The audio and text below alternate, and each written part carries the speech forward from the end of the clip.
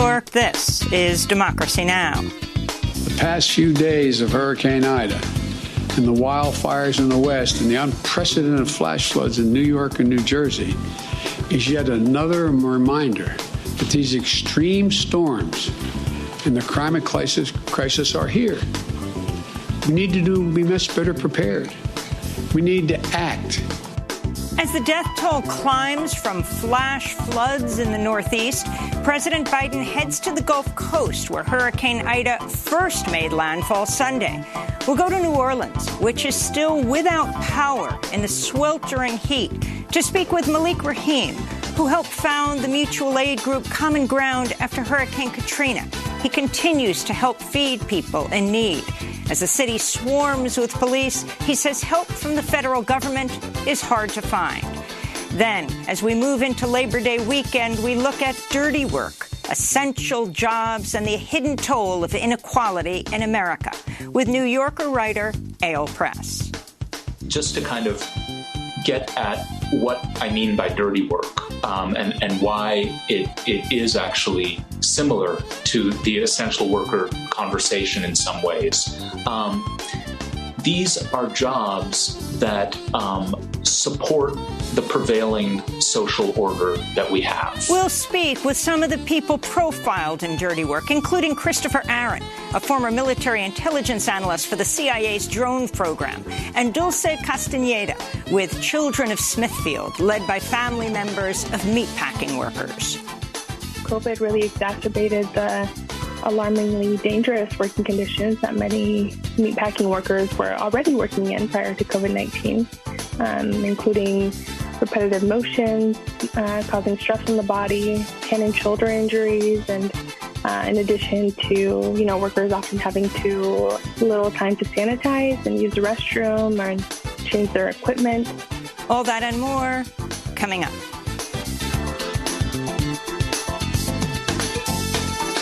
Welcome to Democracy Now!, democracynow.org, The War and Peace Report. I'm Mimi Goodman. The death toll from unprecedented flooding in the northeastern U.S. has risen to 46 after the remnants of Hurricane Ida left a trail of destruction from Pennsylvania to Massachusetts. Much of Philadelphia's Vine Street Expressway completely flooded, resembling a canal running through the city center. Here in New York, the bodies of at least 11 people were found in flooded basement apartments. A growing number of poor and working-class people, many of them immigrants, have been forced into illegal basement dwellings due to a shortage of affordable housing. Meanwhile, Mayor Bill de Blasio joined Governor Kathy Hochul and Senator Chuck Schumer Thursday in demanding Congress pass a federal infrastructure bill to help cities prepare for the climate catastrophe. What we've got to recognize is the suddenness, the brutality of storms now. It is different. A record set 2 weeks ago, another record set now, rainfall like we haven't seen ever before. This is the biggest wake-up call we could possibly get. Meanwhile, Hurricane Ida's death toll along the Gulf Coast has risen to 16.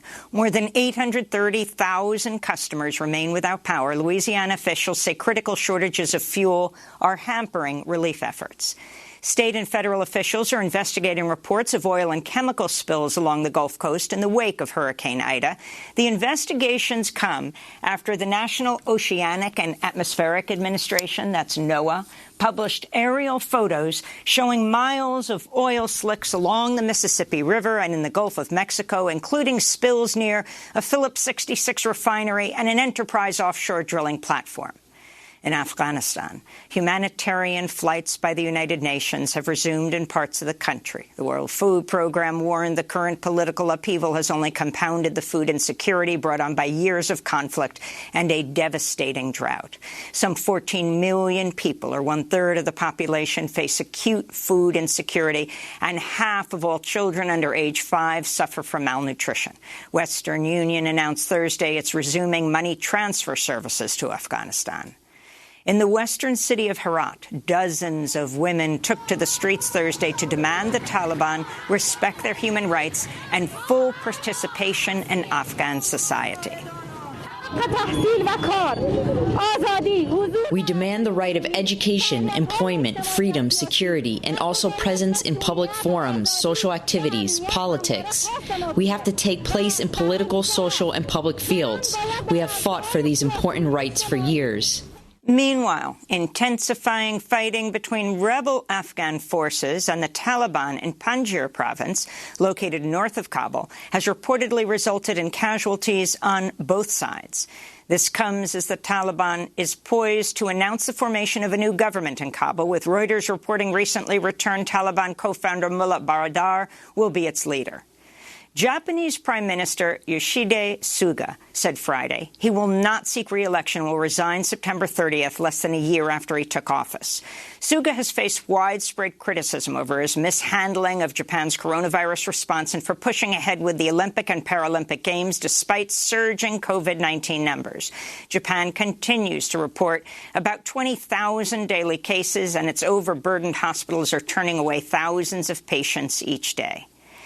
In the United States, COVID-19 deaths are continuing to rise rapidly, with nearly 3,000 deaths reported on Thursday. In Florida, which recorded a pandemic high death toll in August, hospitals report more than 90% of all ICU beds are occupied, with significant shortages of oxygen. Meanwhile, NBC News reports at least 15 million COVID-19 vaccine doses across the U.S. have gone to waste, representing about 3% of all doses delivered. Democrats say they're preparing to fight against Texas's new law essentially banning abortions after the Supreme Court refused to halt it.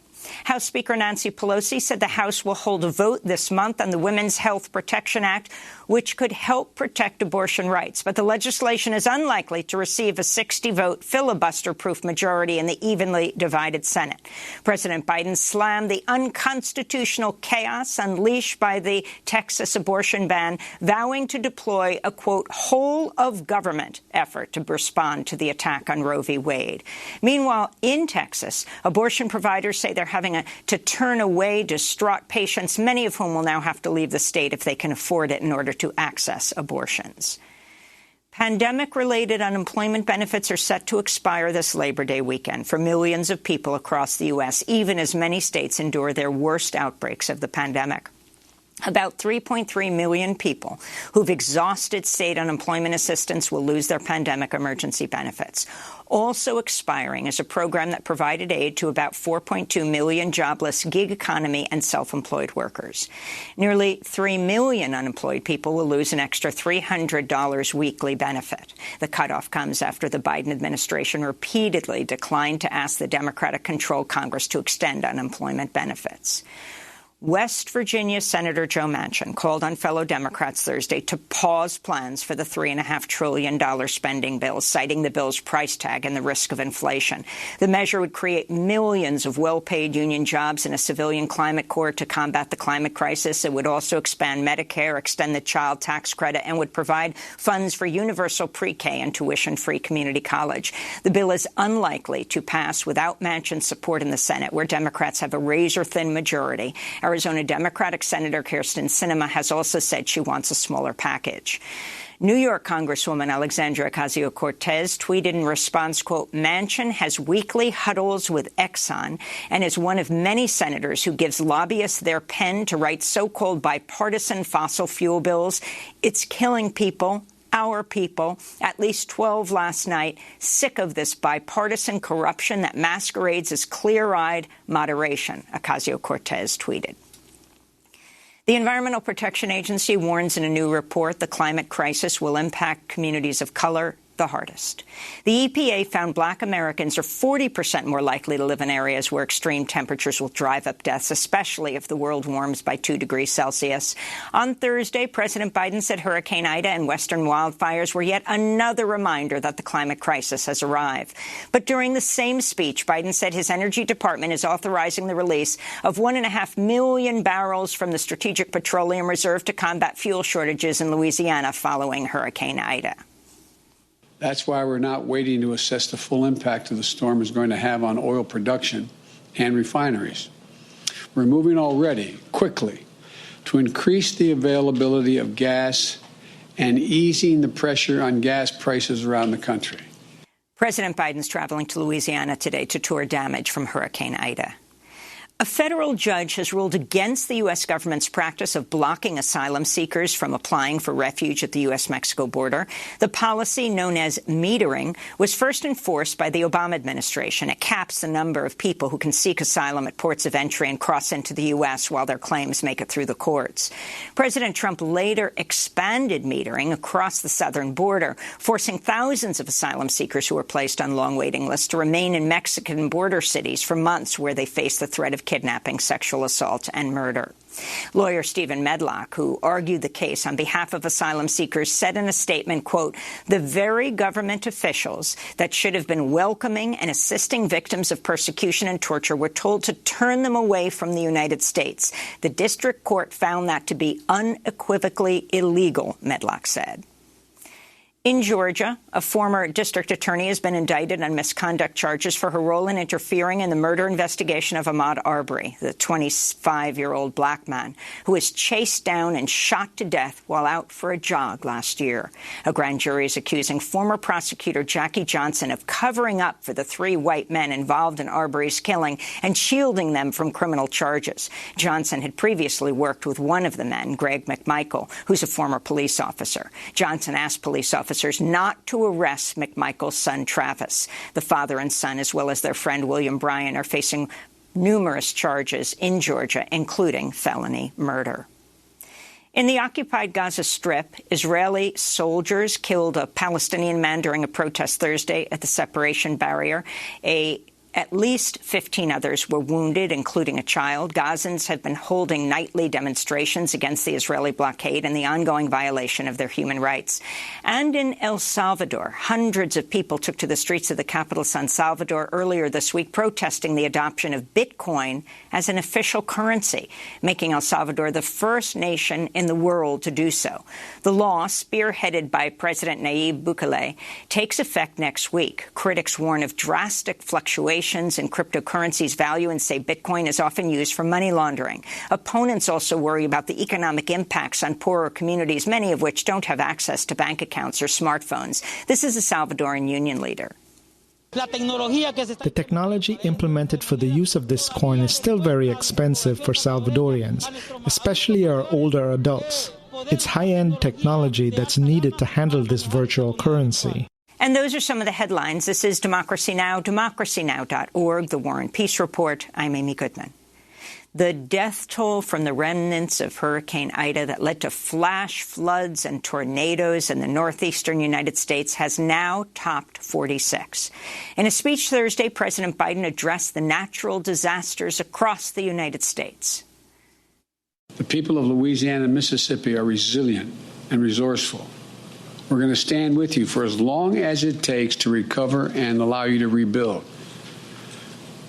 And to the country, the past few days of Hurricane Ida and the wildfires in the West and the unprecedented flash floods in New York and New Jersey is yet another reminder that these extreme storms and the climate crisis are here. We need to be much better prepared. We need to act. This comes as a new report from the Environmental Protection Agency details how people of color in the United States will bear the brunt of the climate crisis. Nearly 1 million homes and businesses in Louisiana and Mississippi are without power after Hurricane Ida made landfall Sunday.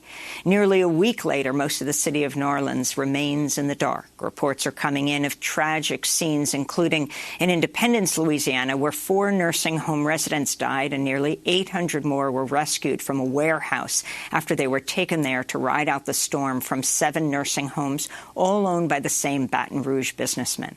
They spent 6 days there, and several officials described the elderly living in inhumane conditions, some calling out for medicine, others stuck in diapers full of feces. Meanwhile, the city of New Orleans remains under a curfew imposed Tuesday by the mayor and New Orleans Police Chief Sean Ferguson, who spoke Tuesday. Effective today, 8 p.m. tonight, we will be enforcing our curfew ordinance, meaning that we're expecting everyone to comply. We also continue to enforce our anti-looting deployment. The added capacity in which the mayor mentioned Lang, Louisiana National Guard. LSP will be in here with us as well. Our Orleans Parish Criminal Sheriff's Office has also assisted with this deployment. So we have more additional capacity to address the needs of our city. For more, we go to New Orleans, to the neighborhood of Algiers, to speak by phone with Malik Rahim. We spoke to him extensively during Hurricane Katrina. You know that Ida hit on the 16th anniversary of Katrina. We spoke to him during Katrina, its aftermath, when he co-founded the Common Ground Collective, which helped bring thousands of people from all over the world to assist in the rebuilding of the city. He's also one of the founders of the Louisiana chapter of the Black Panther Party. In 2008, he was a congressional candidate for the Green Party. Malik, welcome back to Democracy Now! It's great to have you with us. I spent a lot of time with you walking through Algiers. Now you are there, continuing to help people. But talk about who isn't there and just the condition of where you are right now. Well, first of all, Amy, I'm honored once again to be able to do an interview with you.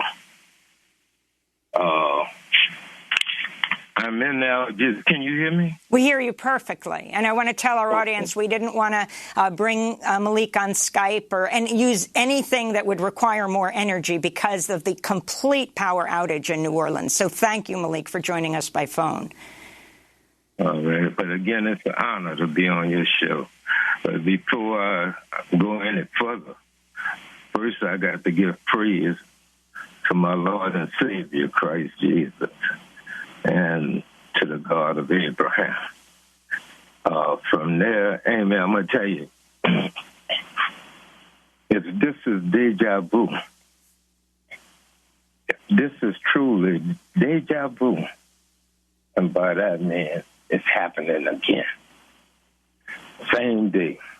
Then that means in less than a month, we have another hurricane coming here. This is not nothing new. This happened in Lake Charles. It was hit by 2 Category 5 hurricanes in a little over a month. So if this is deja vu, then we need to start getting prepared for that. Now, as for what is lacking is the understanding that, once again, the poor was left. You know, those who have wealth, they left. Those who had any kind of income, when Ida came this way, they left. They locked their second and third car up in the yard and their driveway, and they left. They didn't worry about giving the food away that they know was going to go bad. They just left. That's the reason why, once again, people start looting. Because once again, this hurricane happened when it was the worst time in America to be poor. After spending everything you had on school supplies. Now you're stuck. Now you're stuck in a city that have a heat index of 105.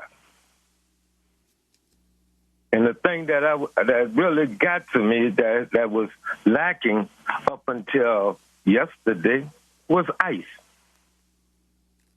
Because if you didn't have any money because you were broke and you was waiting on the first, you couldn't even go and buy a bag of ice. And if you bought one, walking in this heat back to your home, you lost at least a third of it.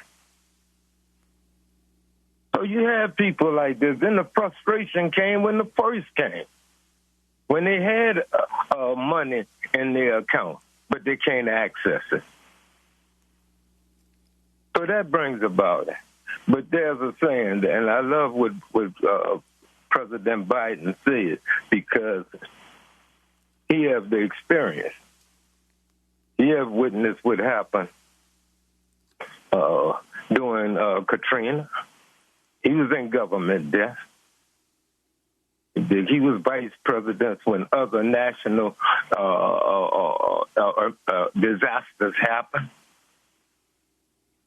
So, and by that I mean he has the experience. And the experience said when he said we need to get prepared.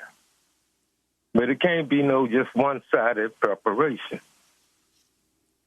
In the aftermath of Katrina, we served over 500,000 people. This has been acknowledged by groups all over the world, with the exception of the city of New Orleans. I mean, the International Coalition of Sites of Conscience have designated, not me, but my house as an international site of conscience, recognized in over 65 nations, but not in the city of New Orleans. So again, we have, because the thing that is needed is emergency disaster teams made up of people of their community. They could work in conjunction, especially with the fire department, and make sure that their community is taken care of. And if this was going on, then we'd be better prepared. That if we'd be hit with another Rita, it wouldn't catch us in the same dismal situation where we have to force people to go to the shelters. We could prepare for it. And the thing that is needed, that's happening now, Amy, is the fact that now we have this going on right now. And look at where the need is. This is going on during a pandemic. Nobody is talking right now about what's going to be the next impact that we're going to get hit with all these roofs that is leaking. Well, the only person that can afford to get their roof repaired is the rich. And the only person right now is able to afford to get somebody to put a tarp on their roof is those with some kind of money. Malik, so on Tuesday, New Orleans Mayor LaToya Cantrell imposed a citywide curfew for all the residents from 8 p.m. to 6 in the morning. The police chief said that the Louisiana State Police and National Guard are supplementing police patrols. Have you seen these troops? Have you seen the National Guard? How are they being used? Well, I'm going to tell you one thing. Right now, what I've seen more of at least until he enforced this anti-looting law, this bill, that we was working together. We was working together like we didn't work during Katrina. They was paying people the type of respect. But, Amy, it's heartbreaking when you see a woman with 3 kids in a house with no air conditioner, no fan, with nothing, not even ice. When you see people that is fearful of taking their medication because they feel that it's going bad, because there, again, there's no ice. But the thing that we have to look at is the next wave that's about to hit this city, and that is mold infestation. Because every house that got water in it going to suffer with mold infestation. Are we prepared for it? When you have people that's taking bleach and bleaching out their walls and killing themselves in the act trying to rid their homes of mold. Because that's the next thing that's going to happen. Mold abatement got to be right there on top of it. And then the next thing is the Gulf Coast, our wetlands.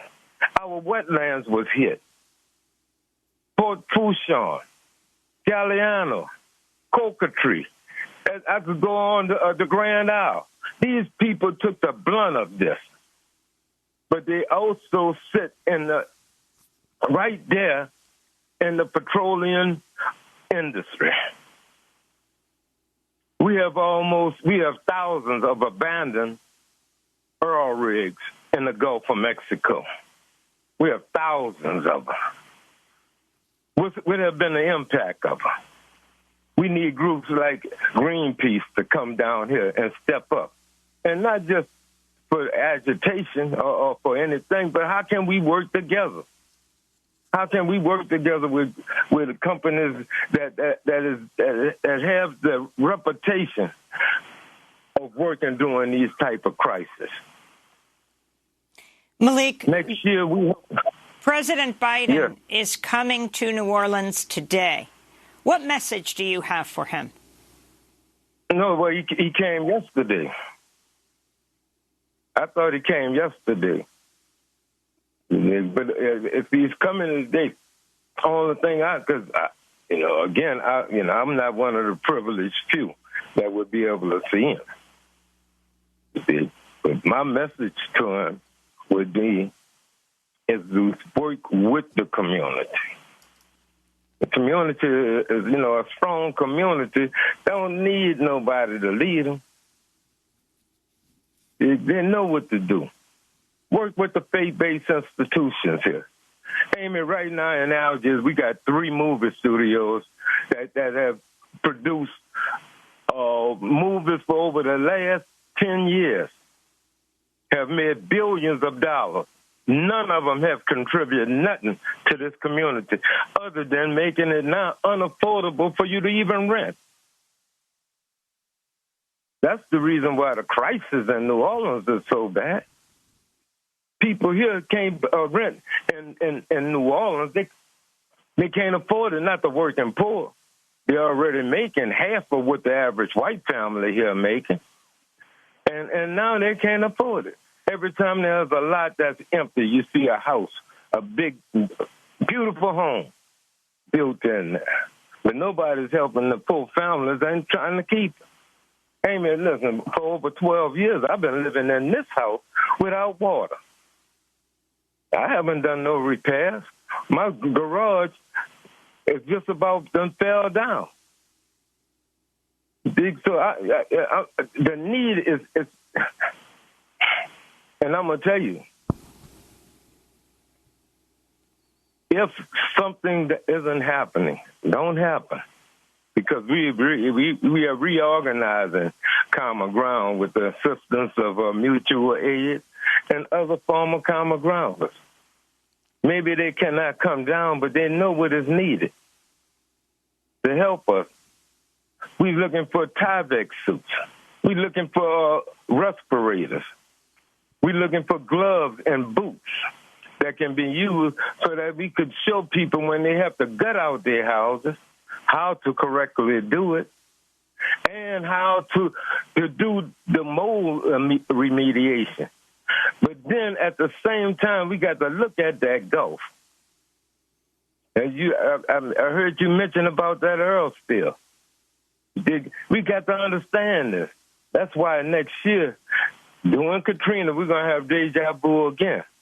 Because I'm calling for I'm in an environmental conference to be held here in New Orleans, where we can come together and talk about making sure that the safeguards is in place to assure that that Gulf is kept as clean as possible.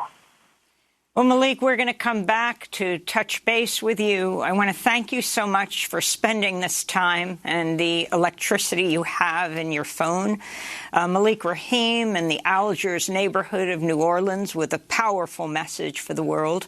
We first met him during Hurricane Katrina and its aftermath when he co-founded the Common Ground Collective, which helped bring thousands of people from around the world to help rebuild New Orleans and the surrounding areas. He's also one of the founders of the Louisiana chapter of the Black Panther Party, was a congressional candidate for the Green Party. Be safe And again, we will talk to you soon. Next up, ahead of this Labor Day weekend, we look at dirty work, essential jobs, and the hidden toll of inequality in America with New Yorker writer Eyal Press and the people he profiles, like a former drone operator and the family member of meatpacking workers. Stay with us.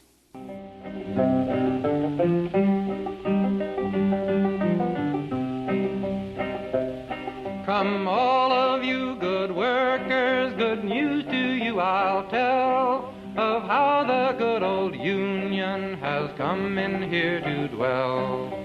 Which side are you on? Which side are you on?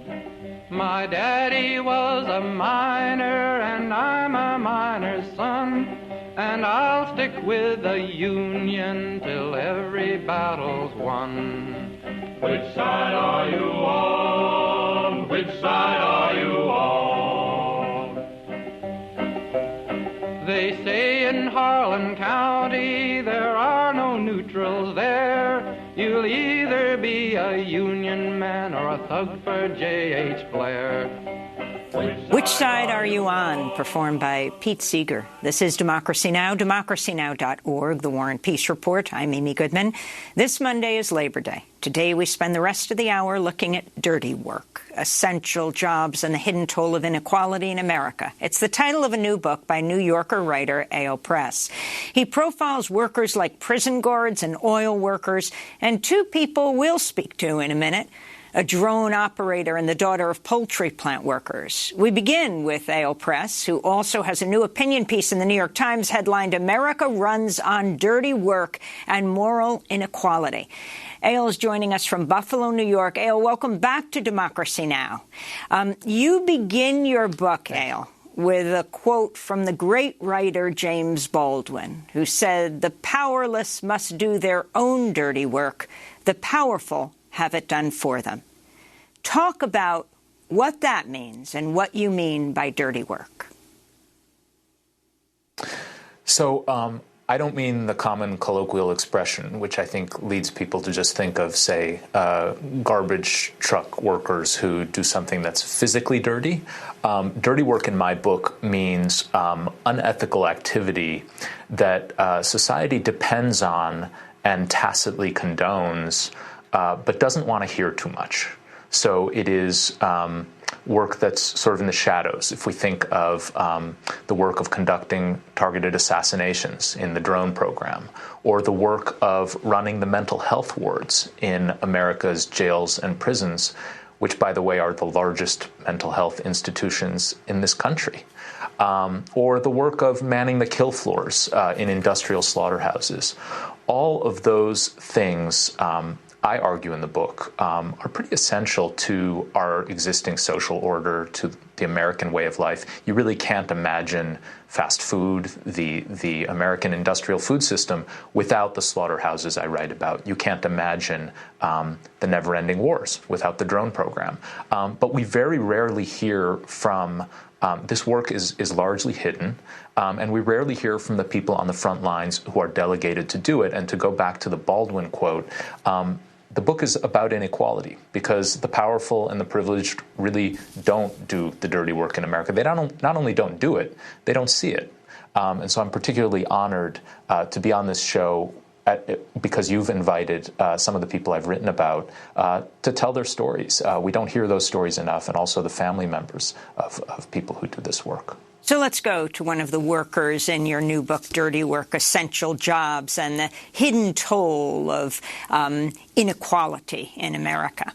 Christopher Aaron, a former intelligence analyst for the CIA's drone program, a 2018 article that described his job opened like this, quote, "In the spring of 2006, Christopher Aaron started working 12-hour shifts in a windowless room at the Counterterrorism Airborne Analysis Center in Langley, Virginia. He sat before a wall of flat-screen monitors that beamed live classified video feeds from drones hovering in distant war zones." Christopher Aaron joins us now from Tucson, Arizona. Christopher, welcome to Democracy Now! Describe the work you were doing in this faraway, windowless room. Well, I mean by that, far away from your targets in Afghanistan. Yes. First of all, Amy, thank you so much for having me on the show today. If I could just take one moment, I've done this personally in the past, but I would like to take a moment now that the war is officially over to offer an apology to the people of Afghanistan from not only myself, but from the rest of our society as Americans. I think there needs to be somewhere in this dialogue a place for the human emotion of what we have all been through. And my words are wholly insufficient to do that. But if anyone is listening on the other side of the planet, we all apologize for what we have just done. My work was as an intelligence analyst. We were, as the article says, we were behind video screens. There's a lot that was classified that I can't get into.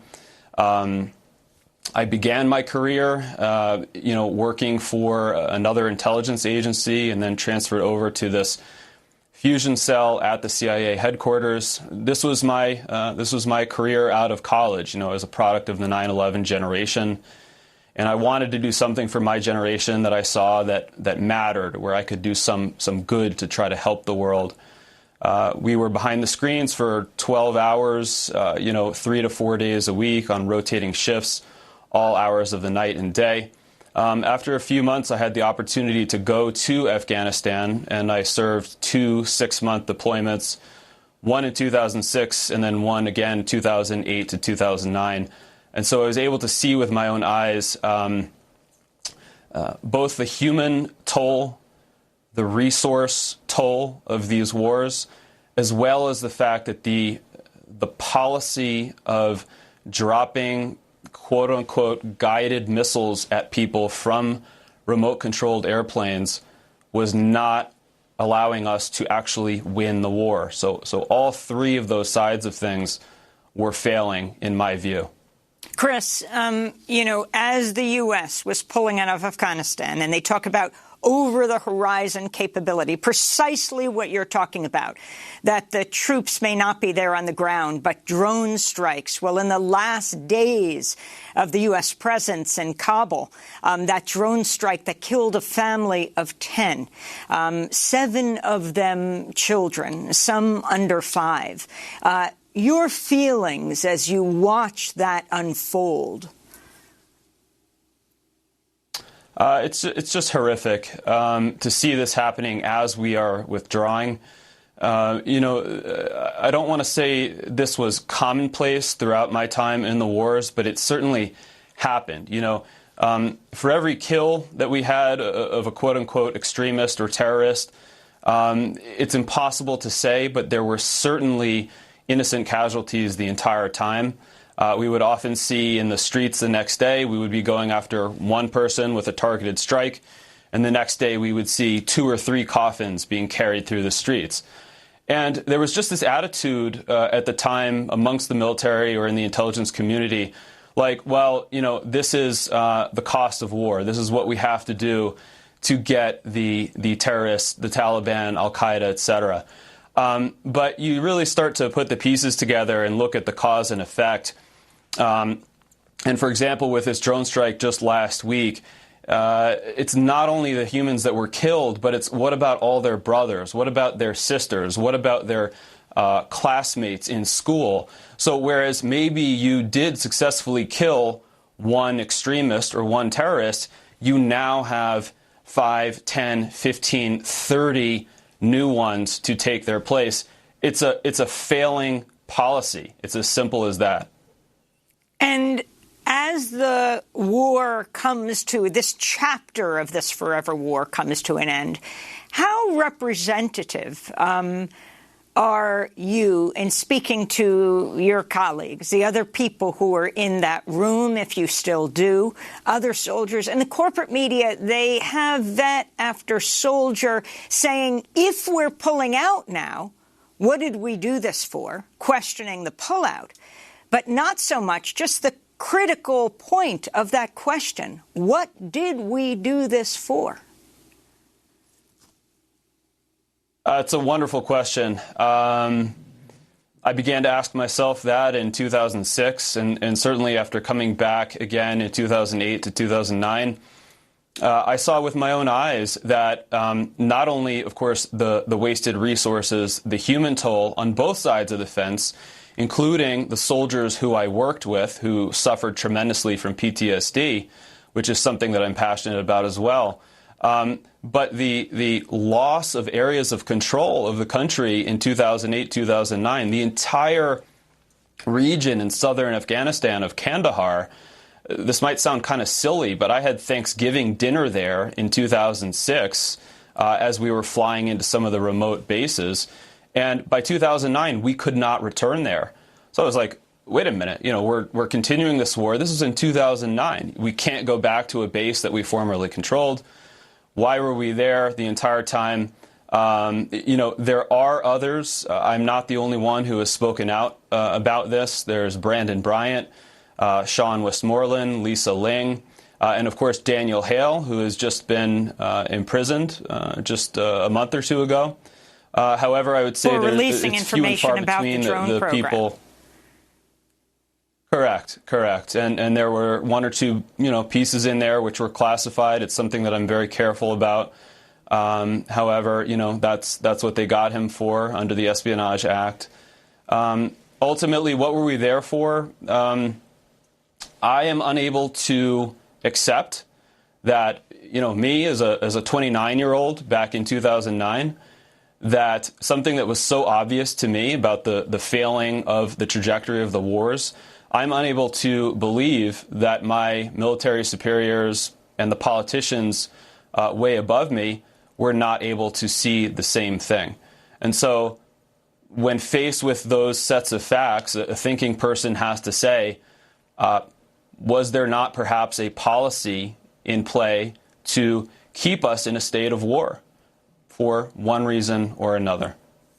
Do you think that PTSD, post-traumatic stress disorder, that the questioning of why you were doing this, the apology you made at the beginning of this conversation, contributes to the horror you experience afterwards? It does, I know, for me. And not only for me, for a lot of other people who I'm in touch with through veterans retreats. And to be fully upfront, again, to state it for the record, I am not technically a veteran. I was a DOD civilian. So it's a question of where your paycheck comes from. DOD civilian with a gun in a war zone, working on the drone program. But anyway, I am in touch with a number of people who have suffered in this way. And it's a different kind of PTSD. There's no way that I can compare what I went through to some of the people who saw their brothers in the military blown up in front of them, or who themselves lost limbs or senses. I'm not trying to compare what we experienced to that. But at the same time, there's something that we experienced in people who volunteered for this program because we love this country. We love things that this country stands for as far as the freedoms that we have here. And then when you're faced with the reality on the ground through the video screen, that what is actually happening on the ground is not what is being reported in the mainstream media, and is not what the higher-ups in the military structure are telling us is going to win the war, you start to feel an immense sense of regret. And that's, what I spoke with Eyal about extensively, leading up to the New York Times article, is this what they call, moral injury or moral regret, and it's for real. Eyal, if you could talk about why you decided to include Chris, a drone operator for the CIA, in your profiling of essential workers. In your book, you say the truth is the drone program doesn't just serve the interests of military contractors. Talk about who it serves. Well, I think that it's so appropriate that Chris began with that moving apology, and he made it collective. He wasn't just saying he's sorry, but that he's part of a society that has chosen to fight wars this way. And that's why I focused on him and other people in the drone program. After Iraq and Afghanistan, the ground invasions, America was exhausted by those wars, disillusioned, and didn't like the cost, the price tag, both in terms of casualties and resources. And so what happened? Well, under Obama first, and then again under Trump, drones fighting from a distance without any physical risk, at least, to our side. And taking these keeping the same right to target and kill people, even in countries with which we're not formally at war, but doing it in the shadows, doing it out of sight, out of mind. And the fundamental theme of my book is that those acts are not just the military's, and they are not just Chris Aaron's, and they are not just the current people in the drone programs. They're ours. We own what the impact of that is, what the legal repercussions and the moral repercussions. And I just am struck that in the beginning of the drone program, there was so much talk about this being antiseptic and it would be like playing a video game. But then as I researched it and also looked at what the military itself has found, you have huge rates of burnout in the program, and analysts and imagery analysts and drone operators who quit or who just are mentally and emotionally and psychically distressed. Why? It's not because they evaded roadside bombs in the kind of the sense of injuries and PTSD that soldiers on the ground have had. It's because they're seeing intimately, day after day, shift after shift, violence unfolding on screens from a distance for which, in some cases, they feel responsible for things that go wrong, for things that, for a strike that happens and they're not sure who was hit. And so this term moral injury kept coming up, not just in what I was reading, but when I actually visited some bases and talked to psychiatrists on those bases. And I think that moral injury, again, is doesn't belong just to the people who experience it, who are seeing what is done, but it belongs to all of us, to the society that has decided this is one of the ways we will continue fighting our wars. Finally, very quickly, Chris, were you what many called a joystick warrior? And were these so-called joystick warriors, drone operators, treated differently than soldiers in the battlefield? I was not a joystick operator. We communicated with them directly. There's a whole series of intelligence sources that come together to ultimately decide whether or not a strike will happen, a missile will be launched from the drone, or soldiers will go in. So where I fit in that chain was as an intelligence analyst, we essentially were providing the raw assessment as to what was happening on the ground. Are there people, so let's say we have the target who would be, let's say, the extremist inside a building that we're watching from the drone, and then the military commanders would come to us and say, are there women or children in that building as well? And based on the answers that we would give to them, sometimes a minute later, we would see a bright flash on the screen, and you're then counting how many dead bodies, in fact, do you see, after that strike. So I was not the joystick operator myself, but, that information is basically driving what the joystick operator does. Well, I want to thank you, Christopher Aaron, for joining us, former intelligence analyst for CIA's drone program. Eyal Press, please stay with us, author of Dirty Work, Essential Jobs, and the Hidden Toll of Inequality in America. We're also going to link to that piece you wrote in the New York Times. And we're going to speak after break to another person profiled in Dirty Work, Dulce Castañeda, the Children of Smithfield, led by family members of meatpacking workers. Stay with us.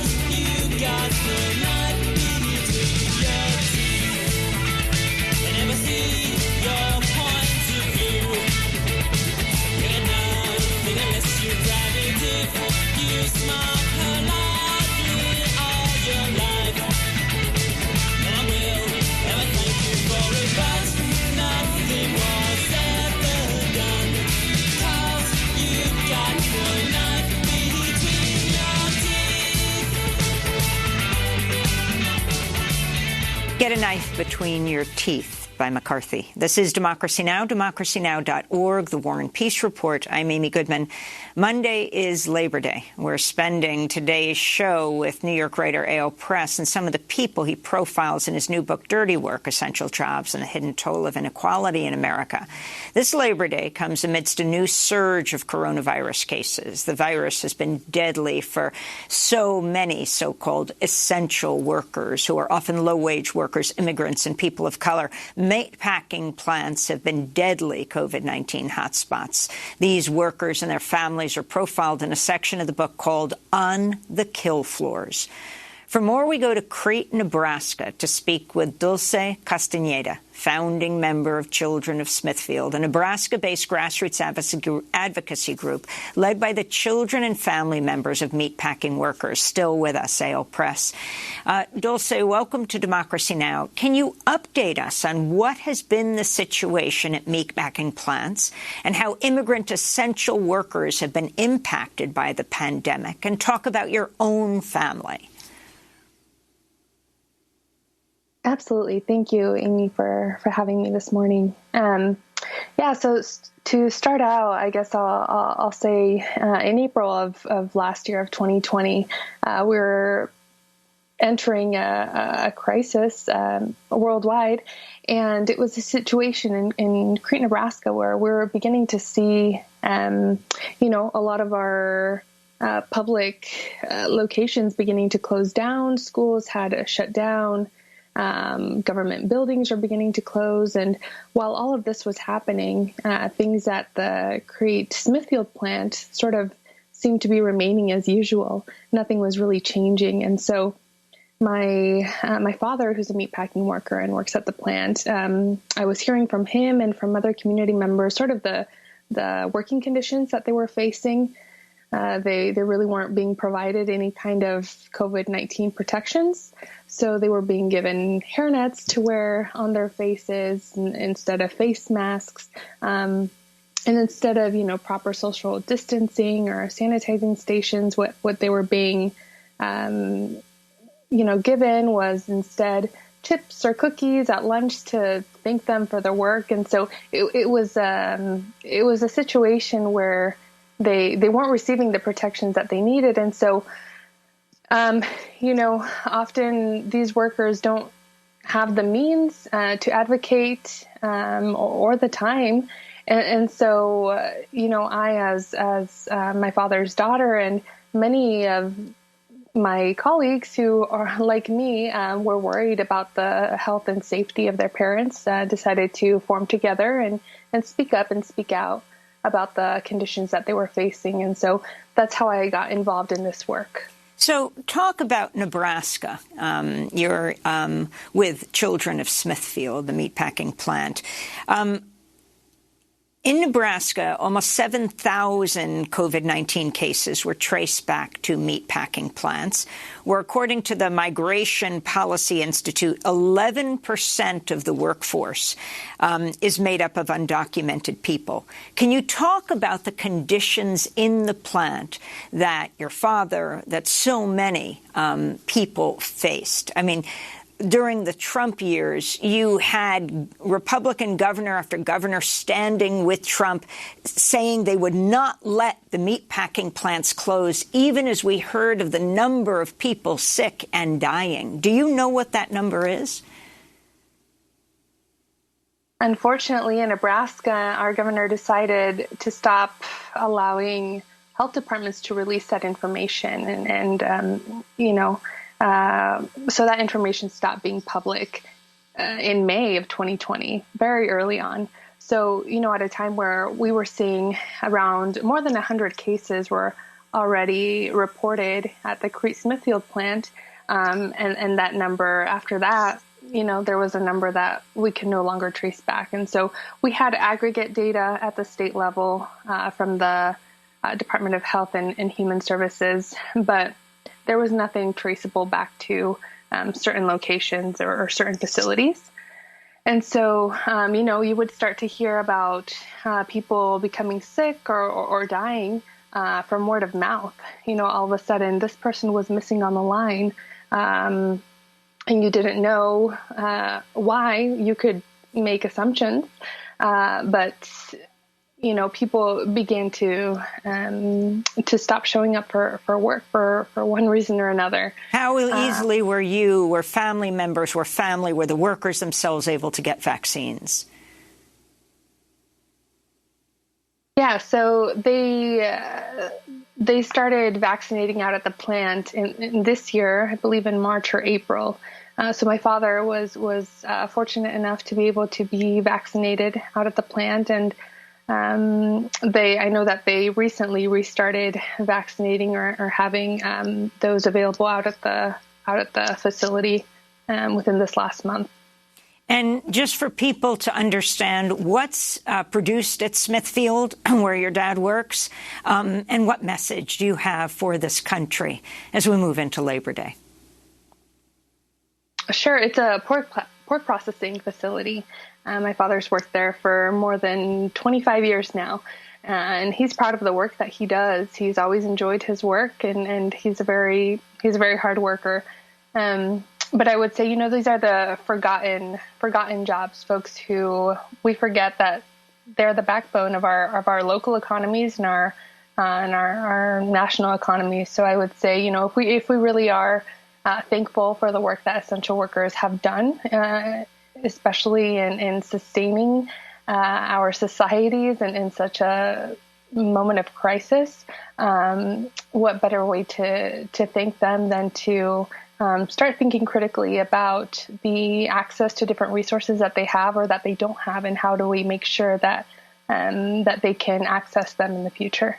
And finally, AO Press, who put together this wonderful, enlightening, painful book, Dirty Work, Essential Jobs, and the Hidden Toll of Inequality in America. What surprised you most in your research? You have 20 seconds.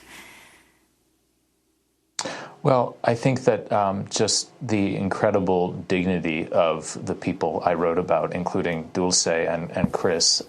It is a dark book and it is a hard book to read, but I think it's so important as we approach Labor Day, but also beyond it, to hear their voices, to know that this work is connected to all of us. We shape the conditions it takes place under. We shape the harm it causes. And so we have to think about that and own it.